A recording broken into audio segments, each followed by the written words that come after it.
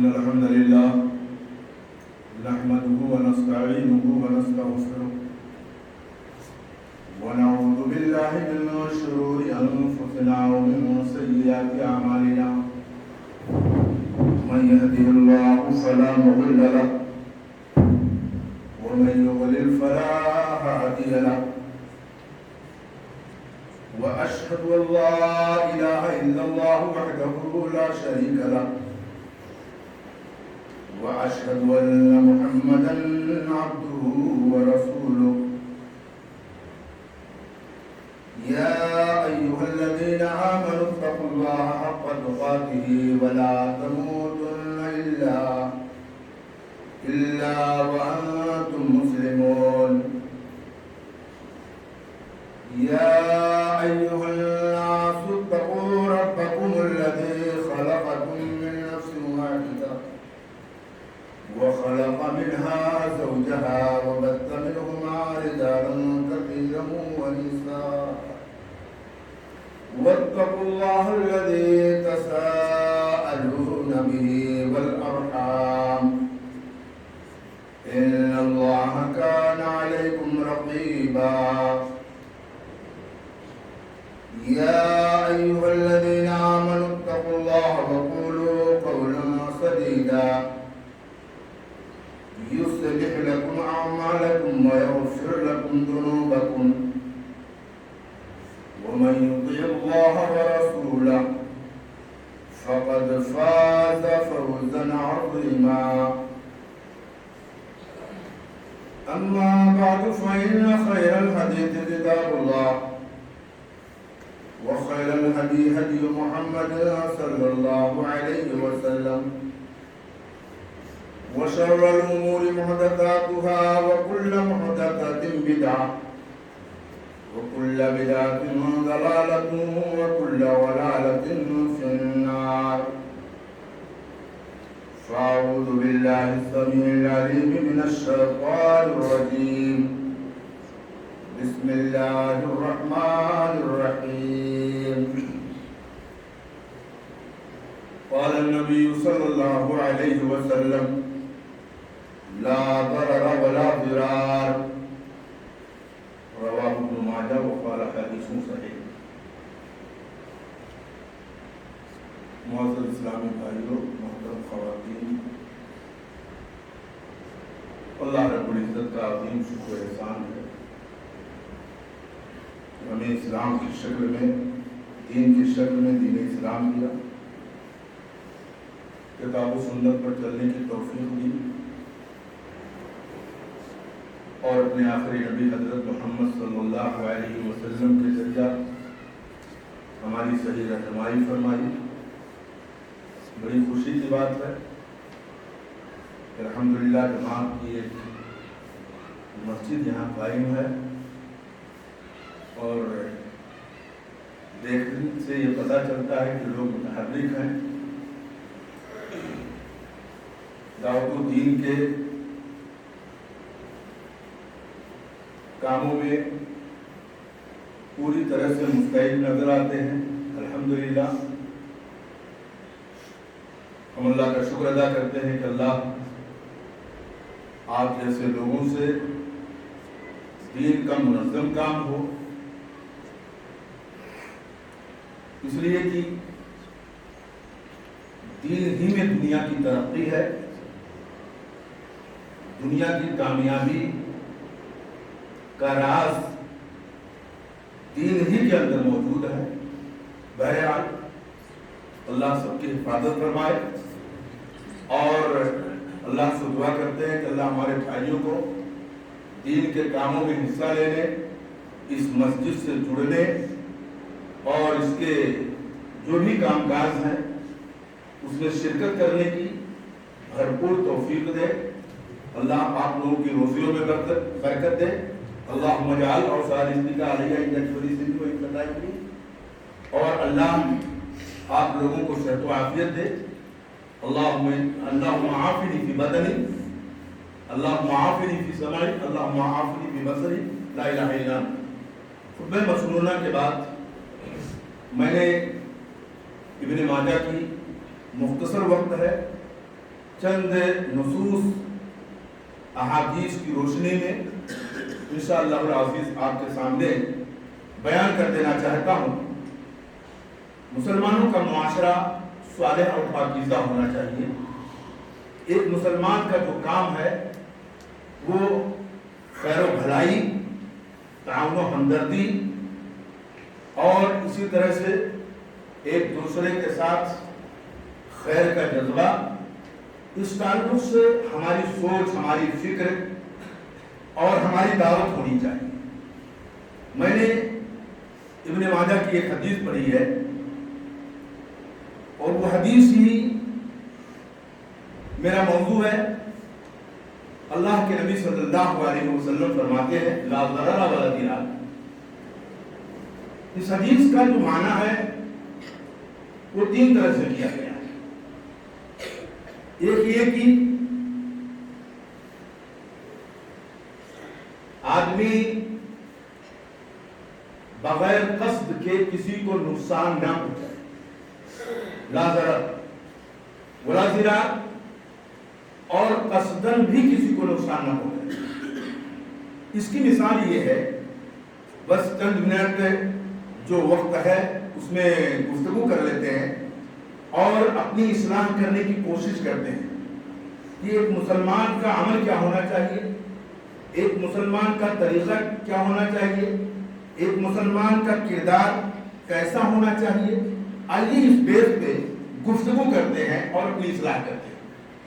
تو اس کی مثال جو ہے وہ یہ ہے کہ مثلا ایک آدمی اپنے گھر کے آنگن میں اپنے درختوں کو پانی پلائے، بظاہر اس میں کوئی حرج نہیں ہے، لیکن شرط یہ ہے کہ اس سے اس کے پڑوسی کا کوئی نقصان نہ ہو، وہ اپنے پڑوسی کو کوئی ایذا نہ پہنچائے۔ اگر وہ اپنے درختوں کو پانی پلا کر کے اپنے پڑوسی کو نقصان پہنچانے کا ارادہ کرے تو بھی نہ جائے، اور اگر قصد نہ کرے پڑوسی کا نقصان از خود ہو جائے تو بھی نہ کرے۔ دوسرا معنی لا ضرر ولا ضرار، بڑے ہی اختصار کے ساتھ ذکر کر رہا ہوں کہ نہ اپنے آپ کو کوئی شخص نقصان پہنچائے اور نہ دوسروں کو نقصان پہنچائے۔ قرآن مجید کی سورہ البقرہ کی یہ آیت لا تضار والدۃ بولدها ولا مولود له بولدہ، کہ نہ تو والدہ کو اس کے بچہ کی وجہ سے نقصان پہنچایا جائے اور نہ ہی باپ کو اس کے بچہ کی وجہ سے نقصان پہنچایا جائے۔ مطلب یہ ہے، اس کی کئی مختلف صورتیں ہیں، مختلف شکلیں ہیں۔ مثلا اس کی ایک صورت یہ ہے کہ ماں سے بچے کو دودھ تو پلوایا جائے لیکن اس کے اخراجات برداشت نہ کیے جائیں۔ دوسری شکل یہ ہے کہ ماں سے اس کا بچہ چھین کر کے کسی اور کو دودھ پلانے کو دے دیا جائے، یا اس طرح سے ماں کو زبردستی دودھ پلانے پر مجبور کیا جائے۔ اسی طرح سے باپ کو اس کے بچہ کی وجہ سے نقصان پہنچانے کی صورت یہ ہے کہ باپ کو اس کی استطاعت و طاقت سے زیادہ اخراجات کا مطالبہ کیا جائے، یا ماں اسے تنگ کرنے کی غرض سے اسے پریشان کرے۔ اسی طرح سے لا ضرر ولا ضرار کا جو تیسرا معنی ہے وہ یہ ہے کہ کوئی شخص پہل کرتے ہوئے، یعنی اللہ نے اس کو مال کی طاقت دی ہے، صحت دی اور اسے جسمانی طاقت دی ہے، تو وہ پہل کرتے ہوئے کسی کو نقصان میں نہ ڈالے، کسی کو اذیت نہ دے، کسی کو تکلیف نہ پہنچائے۔ اور اگر اسے کوئی نقصان ولا ضرار، اگر اسے کوئی نقصان پہنچائے، کوئی اذیت دے، تو وہ نقصان پہنچانے والے کو اپنے نقصان سے زیادہ نقصان نہ پہنچائے۔ اگر بدلہ لینا ہی چاہتا ہو تو اتنا ہی بدلہ لے، اتنا ہی نقصان پہنچائے جتنی اس پر زیادتی ہوئی، اس سے زیادہ نہیں۔ اللہ رب العالمین نے قرآن کی سورہ النحل میں بیان کیا ہے وَإِنْ عَاقَبْتُمْ فَعَاقِبُوا بِمِثْلِ مَا عُوقِبْتُمْ بِهِ وَلَئِنْ صَبَرْتُمْ لَهُوَ خَيْرٌ لِلصَّابِرِينَ۔ کہ اگر بدلہ لینا چاہو تو اتنی ہی سزا دو جتنی تم پر جاتی ہوئی، اور اگر برداشت کر جاؤ تو تمہارے لیے یہ بہت بہتر ہے۔ اس حدیث کے جو 3 مفہوم بیان کیے گئے ہیں ان کا خلاصہ یہ ہے کہ نہ تو اپنے آپ کو نقصان پہنچانا جائز ہے، نہ ہی غیروں کو دوسروں کو نقصان پہنچانا جائز ہے، اور نہ ہی قصداً نقصان پہنچانا یا بغیر قصد کے نقصان پہنچانا جائز ہے۔ نہ ہی کوئی شخص پہل کرتے ہوئے کسی کو نقصان پہنچائے اور نہ ہی بدلے میں کسی کو نقصان پہنچائے۔ ہر حال میں کسی کو اذیت دینا، نقصان پہنچانا یہ قطعی طور پر حرام ہے، جو ایک مسلمان کے لیے ذہن نہیں دیتا۔ آئیے اس حدیث کی روشنی میں چند اہم نکات پر گفتگو کرتے ہیں۔ مثلا ایک مسلمان اپنے بھائی سے اپنے بھائی کے لیے وہی چیز پسند کرے جو وہ اپنے لیے پسند کرتا ہے، اور اسی چیز کو ناپسند کرے جو وہ اپنے لیے ناپسند کرتا ہو۔ اللہ کے رسول صلی اللہ علیہ وسلم نے فرمایا، بخاری شریف کی حدیث ہے، لا یؤمن احدکم حتی یحب لاخیہ ما یحب لنفسہ، کہ تم میں سے کوئی شخص مومن نہیں ہو سکتا ہے جب تک کہ وہ اپنے بھائی کے لیے وہی چیز پسند نہ کرے جو وہ اپنے لیے پسند کرتا ہے۔ یہ حدیث مسند احمد میں ان الفاظ کے ساتھ مروی ہے، لا یبلغ عبد حقیقت الایمان حتی یحب لاخیہ ما یحب حتی یحب للناس ما یحبہ لنفسہ من الخیر، کہ بندہ ایمان کی حقیقت کو نہیں پہنچ سکتا، ایمان کے درجے کو نہیں پا سکتا جب تک کہ وہ اپنے بھائی کے لیے اسی خیر کو پسند نہ کرے جو وہ اپنے لیے خیر چاہتا ہے، بھلائی چاہتا ہے۔ یعنی یہ ایمان کی واجب خصلتوں میں سے بہت بڑی خصلت ہے۔ ایک مسلمان کے اندر یہ خوبی، یہ صفت، یہ خصلت موجود ہونی چاہیے تو وہ ایمان کے درجے کو پا سکتا ہے۔ یہ ایمان کا ایک عظیم حصہ ہے، اور اگر ایک مسلمان میں یہ خصلت موجود نہ ہو تو اس کی وجہ سے اس کے ایمان میں کبھی واقع ہو جاتی ہے۔ اسی لیے اللہ کے نبی صلی اللہ علیہ وسلم نے حضرت ابو ہریرہ سے کہا تھا کہ اے ابو ہریرہ، احب للناس ما تحب لنفسک تکن مومنا، کہ تم اپنے بھائی کے لیے وہی چیز پسند کرو جو تم اپنے لیے پسند کرتے ہو، جو خیر تم اپنے لیے چاہتے ہو اسی چیز کو پسند کرو تو تم مومن بن جاؤ بن جاؤ گے۔ اور ترمذی کی روایت میں تکن مسلمہ کے الفاظ آئے، یعنی اگر تمہارے اندر یہ خصلت موجود ہوگی، یہ صفت پائی جائے گی تو تم سچے مسلمان بن جاؤ۔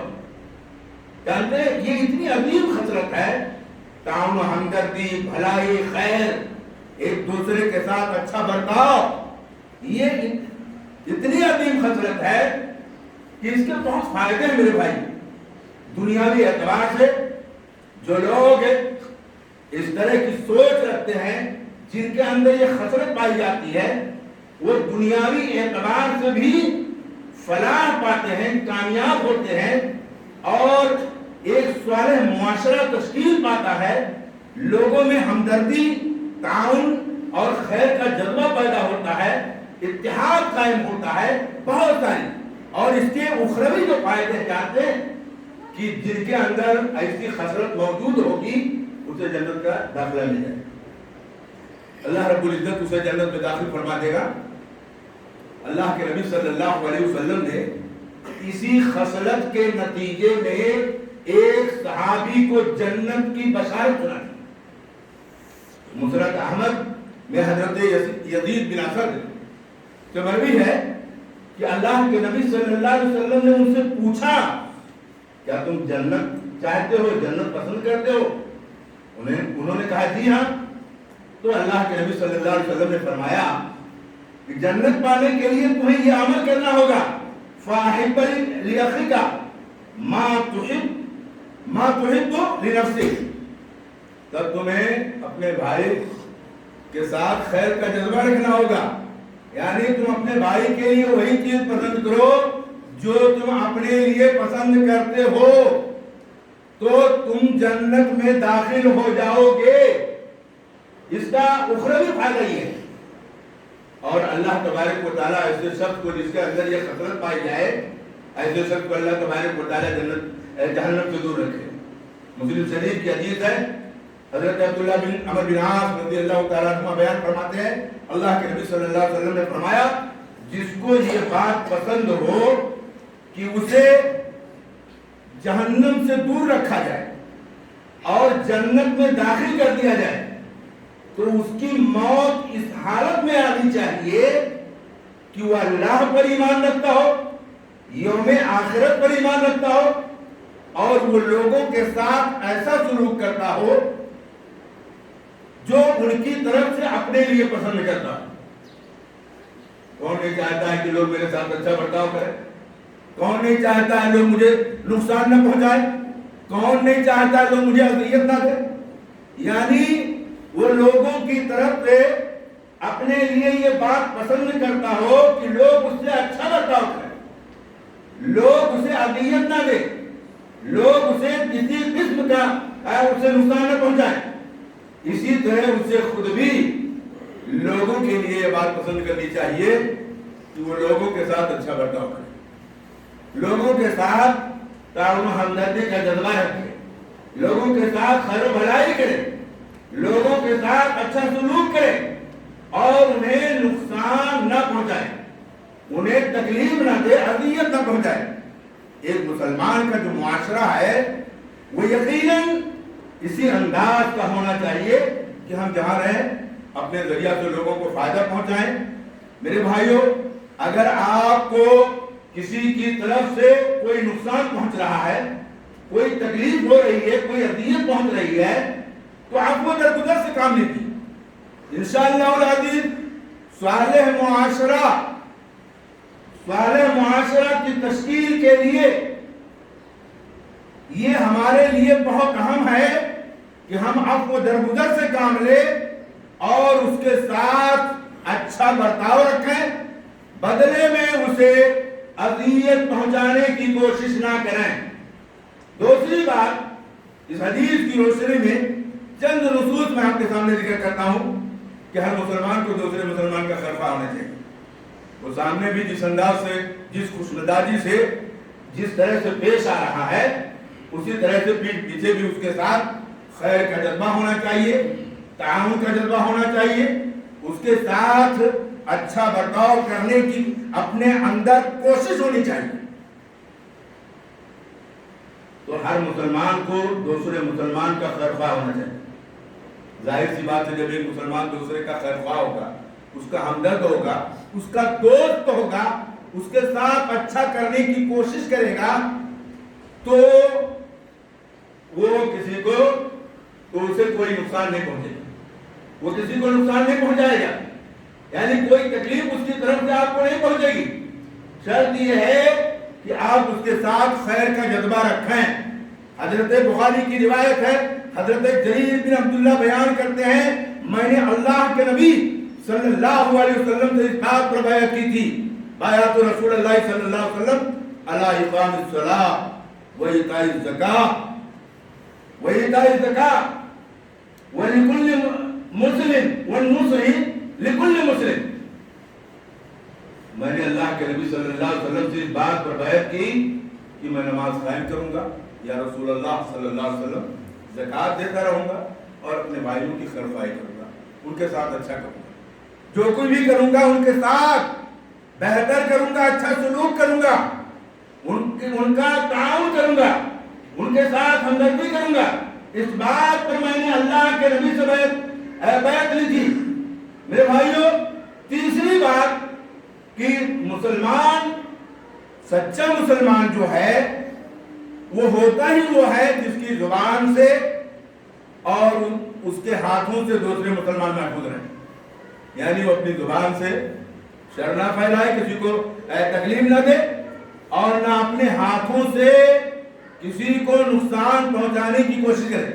जबकि आज मुसलमानों का जो मुआशरा है, जो हमारा मुआशरा बिगड़ा हुआ है, हमारे अंदर इत्तेहाद कायम नहीं हो रहा है, ये रीजन मेरे भाई यही सारे रीजन हैं कि जिसकी वजह से हम एक दूसरे से जुड़ नहीं पा रहे हैं।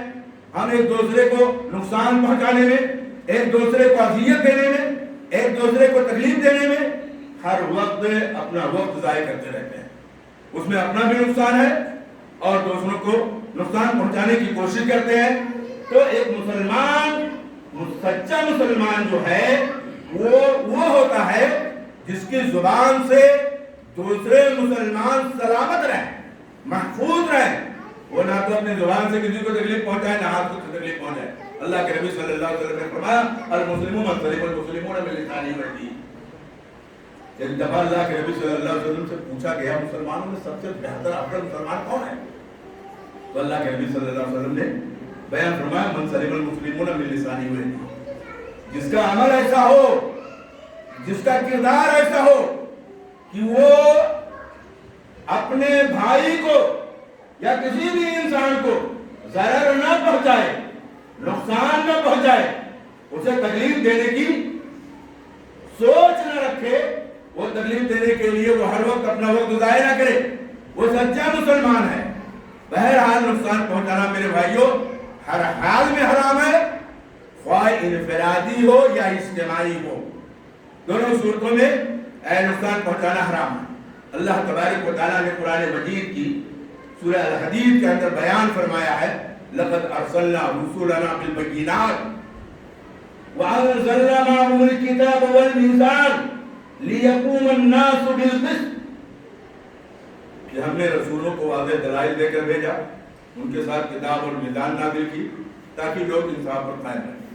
यहाँ मीज़ान से मुराद अदल नाको तौल के पैमाने हैं जिन्हें अल्लाह तबारक व तआला ने इसलिए नाज़िल किया है ताकि लेन देन के मामलात में लोगों के बाहमी हुकूक का तहफ़्फ़ुज़ हो और कोई शख्स किसी पर ज़्यादती ना कर सके और ना ही उसे नुकसान पहुंचा सके।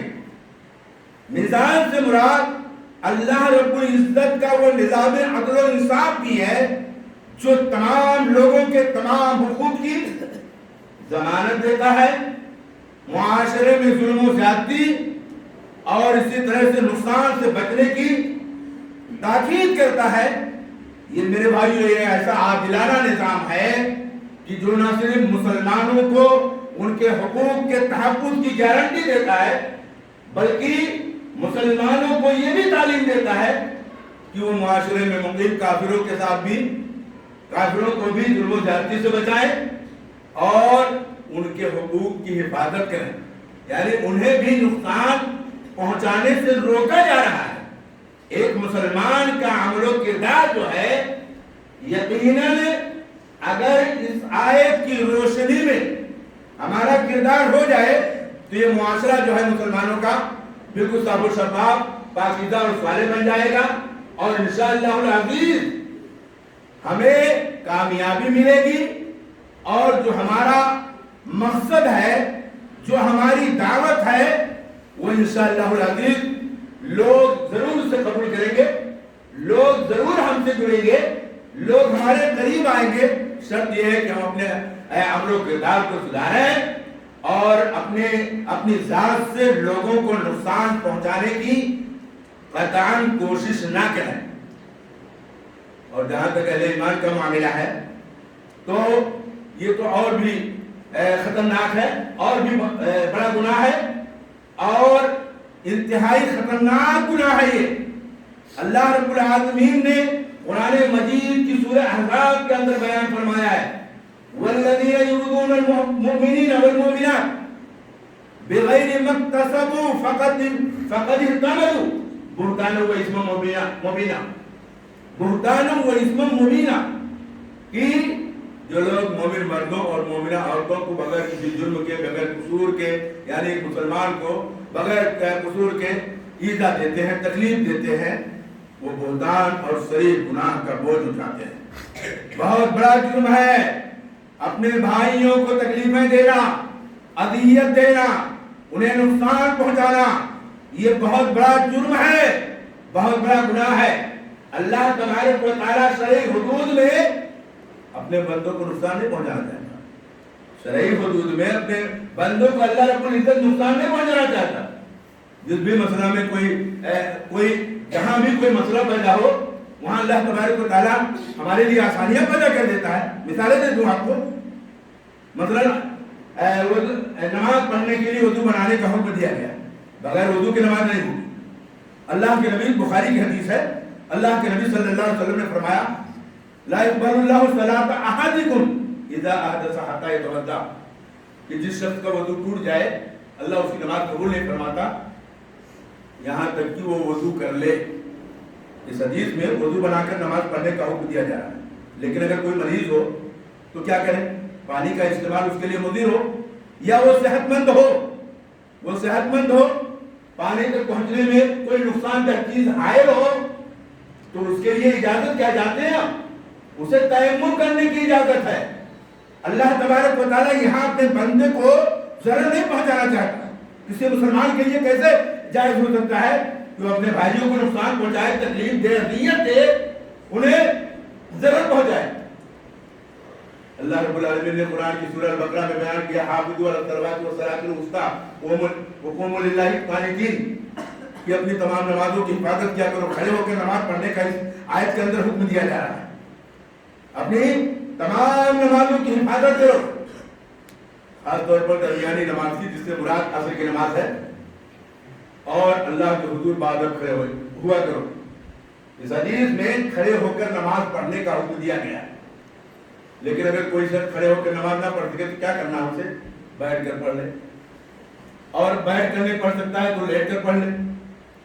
اس کی دلیل بخاری شریف کی روایت ہے صلی قائما فإن لم تستطع فقاعدا فإن لم تستطع فعلى جنب۔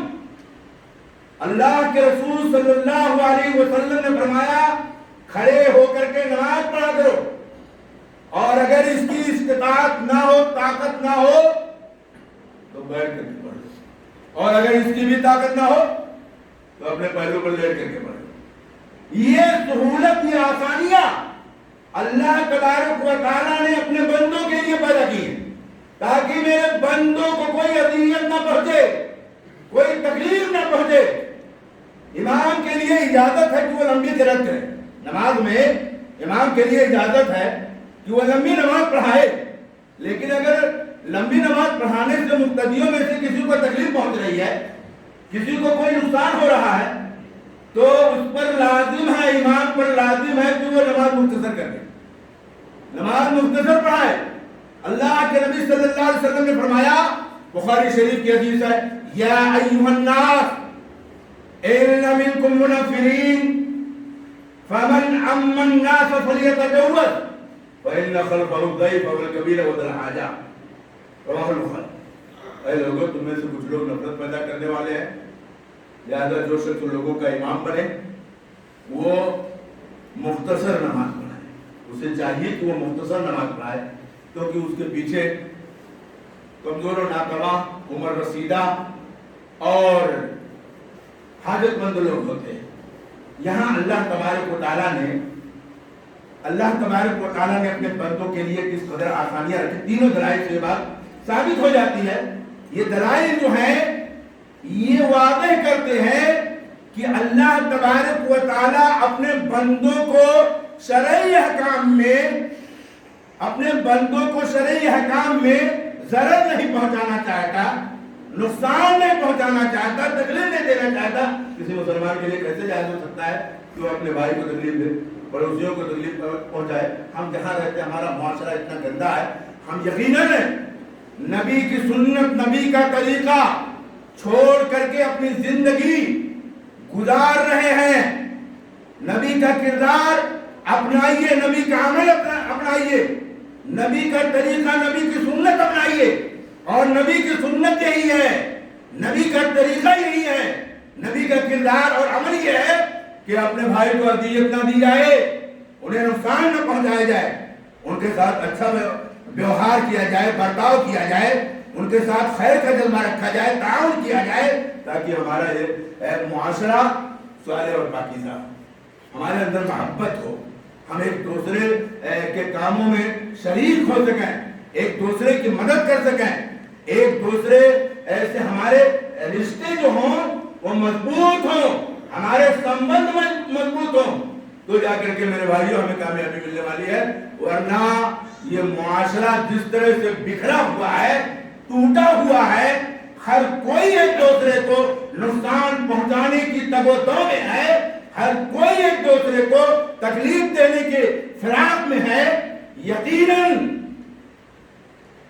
یہ ہمارے لیے انتہائی خطرناک ہے، جو ہماری ناکامی کا بہت بڑا ذریعہ ثابت ہو سکتی ہے۔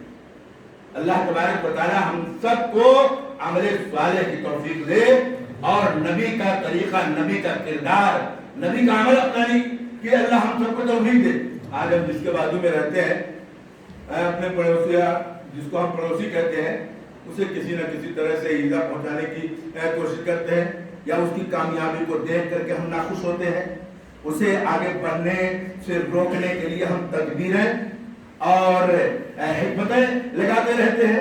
اپنے کاموں پہ تو انسان دھیان نہیں دے پاتا، اور دوسرے کے کاموں کو روک اس میں رکاوٹ بننے کے لیے پوری طرح سے وہ اپنا وقت ضائع کر رہا ہے، اس میں اس کا بھی نقصان ہو رہا ہے اور سامنے والے کو نقصان پہنچانے کی کوشش کر رہا ہے، حالانکہ آپ اسے نقصان بھی پہنچا رہے ہیں۔ اللہ کے نبی ابن ماجہ کی حسن حدیث، علامہ الماری رحم اللہ نے اس حدیث کو حسن قرار دیا ہے کہ من زار رضار اللہ بھی ومن شاق شاق اللہ بھی، جو شخص کسی کو نقصان پہنچاتا ہے اللہ اسے نقصان میں ڈال دیتا ہے، اسے نقصان پہنچاتا ہے۔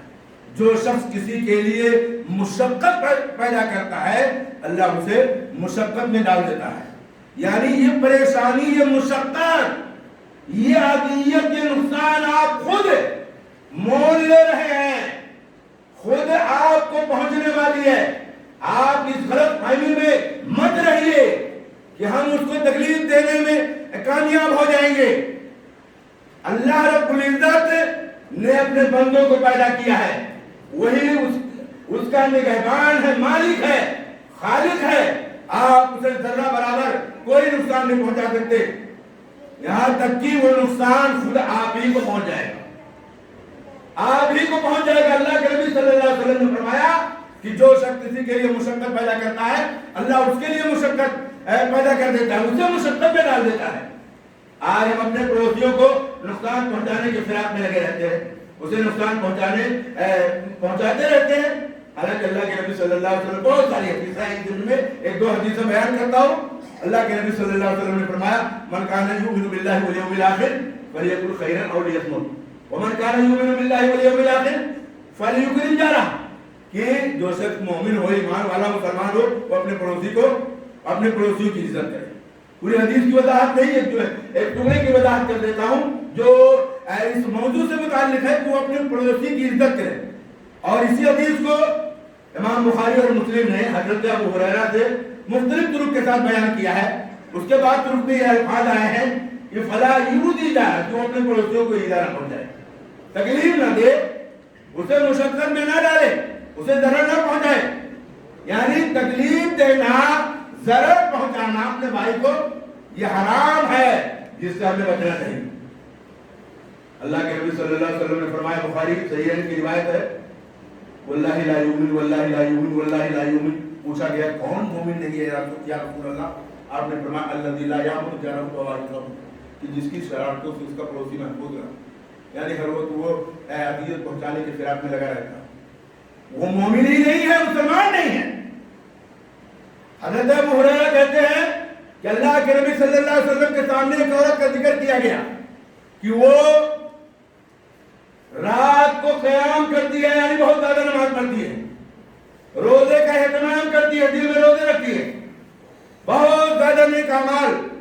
غور سے سنیے اس حدیث کو، ہماری زندگی میں یہ حدیث واقعی میں ہماری اصلاح کے لیے کافی ہے۔ بہت زیادہ نیک اعمال، صدقہ تو خیرات کا اہتمام کرتی ہے، لیکن اس کی زبان سے اس کے پڑوسی خوش نہیں ہے، تکلیف دیتی ہے، ایذا پہنچاتی ہے۔ آپ نے فرمایا لا خیر فیہا، اس میں کوئی خیر نہیں، کوئی فائدہ نہیں، اتنی عبادت کوئی مطلب کی نہیں، لا خیر فیہا، اس میں کوئی خیر نہیں۔ یا من اہل النار، وہ اہل جہنم میں سے ہے. کتنا کیا کر رہی ہے؟ بہت زیادہ نماز، بہت زیادہ روزے کا اہتمام، بہت زیادہ صدقات و خیرات کا اہتمام کرنے والی عورت کے بارے میں اللہ کے نبی صلی اللہ علیہ وسلم نے فرمایا لا خیر فیہا، اس میں کوئی خیر نہیں. یعنی وہ اپنے پڑوسیوں کو تکلیف دے رہی ہے، اپنے پاس میں رہنے والوں کو اذیت پہنچاتی ہے، نقصان پہنچاتی ہے. ایک موقع پر ذکر کیا گیا، ایک عورت کے بارے میں بتایا گیا کہ وہ یا رسول اللہ وہ فرض نماز پر کا اہتمام کرتی ہے اور فرض روزے رکھتی ہے، پنیر کے ٹکڑے کے ساتھ صدقہ کرتی ہے، یعنی بہت معمولی صدقہ و خیرات کا اہتمام کرتی ہے، لیکن وہ اس کی خوش کلامی سے اس کے پڑوسی خوش ہیں. وہ اپنے پڑوسیوں کو خوش رکھتی ہے، انہیں کوئی ایذا نہیں پہنچاتی ہے. آپ نے فرمایا یہ من اہل الجنہ، وہ جنت میں سے. یہاں تک پڑوسیوں کا مقام بیان کر دیا گیا ہے لا یمنعن احدکم جارہ ان یغرز خشبۃ علی جداری، رواہ البخاری. کہ کوئی شخص اپنے پڑوسی کو اس سے بھی منع نہ کرے کہ وہ اس کی دیوار میں کانٹی ٹھوکے، کیل ٹھوکے، اس کی دیوار میں لکڑی کاڑے، اس سے بھی منع نہ کرے. اتنا بڑا مقام و مرتبہ ہے ایک مسلمان کو اپنے بھائیوں کے ساتھ اچھا سلوک کرنا چاہیے، اسے اذیت نہیں پہنچانی چاہیے. اگر آپ چاہتے ہیں کہ ہمارا معاشرہ صالح بن جائے، پاکیزہ بن جائے، ہم ایک ہو جائیں، تو آپ یہ عمل، یہ کردار اپنائیے. آج مسلمانوں کا جو معاشرہ ہے میرے بھائیوں بڑا ہی عجیب و غریب. ہم جہاں رہتے ہیں کسی نہ کسی طرح سے اذیت پہنچانے، لوگوں کو اذیت پہنچاتے رہتے ہیں. آج مسلمانوں کے جس جگہ ہم رہتے ہیں، ہم میرے بھائیوں کچھ اس طرح کی باتیں کرنا چاہتے ہیں. ہم جس جگہ رہتے ہیں، جہاں ہمارا گھر ہے یا ہماری دکانیں ہیں، وہاں گندگی، کیچڑ وغیرہ اور بہت ساری چیزیں ہم پھینکے رہتے ہیں، جس سے راستہ چلنے والے لوگوں کو تکلیف پہنچتی رہتی ہے. یعنی عمومی گزرگاہوں پر اور راستوں پر ہم گندی اور تکلیف دہ چیزیں پھینک کر کے مسلمانوں کو یا عام انسانوں کو ایذائیں پہنچاتے رہتے ہیں. حالانکہ اللہ کے نبی صلی اللہ علیہ وسلم نے فرمایا، بخاری شریف کی حدیث ہے، ایاکم الجلوس فی الطرقات، ایاکم الجلوس فی الطرقات. بس ایک حدیث بیان کر کے میں اپنی بات کرتا ہوں کہ راستوں پر بیٹھنے سے، صحابہ سے کہا راستوں پر بیٹھنے سے بچو. صحابہ نے کہا یا رسول اللہ یہ مجلس تو ہمارے لیے ضروری ہے، وہاں بیٹھتے ہیں، کچھ اچھی باتیں کرتے ہیں، گفتگو کرتے ہیں، تبادلہ خیال کرتے ہیں. تو اللہ کے نبی صلی اللہ علیہ وسلم نے فرمایا اذا ابیتم الی المجلس فاعطوا الطریق حقہ، اگر تمہیں راستوں پر بیٹھنا ہی ہے تو راستے کا حق ادا کرو.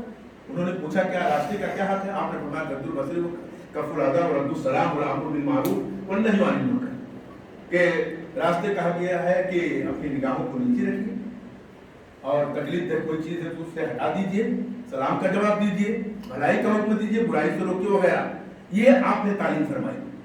اسی طرح سے میرے بھائیو ایک حدیث میں اللہ کے نبی صلی اللہ علیہ وسلم نے ایسے لوگوں پر لعنت فرمائی ہے.